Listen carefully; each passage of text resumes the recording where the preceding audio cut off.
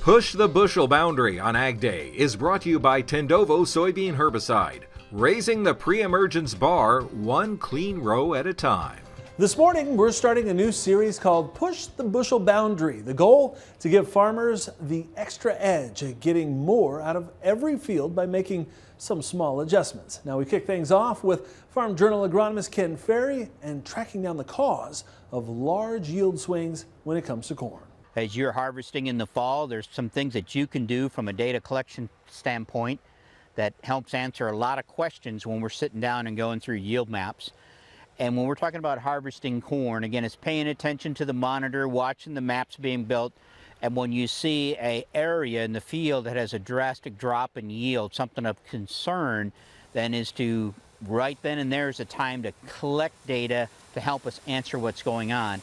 From the combine cab, of course, you can recognize plant height, you can recognize standability. Is the corn down in this area? If it is down, is the stalk breaking off at the ground? Is it breaking off under the ear? Where is it? Those types of notes say, hey, drop a pin here and this is what I'm seeing. That's going to help. Whip out your cameras, take some pictures. If you can't see it from the cab, that's when you want to stop that combine and go out there and first look for a stand count. So check the stand in the good yielding part of the field, stretch out your tape, count the plants, count the ears, just get your ear count, and then do it in the poor part of the field.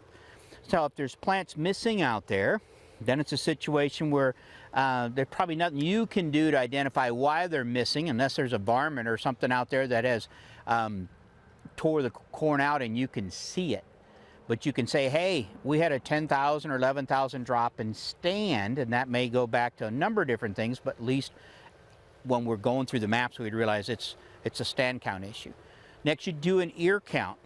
So how does the ear count? And as those ears drop off, we got plants out there, but we don't have ears on them, or then you would make note of stalk size.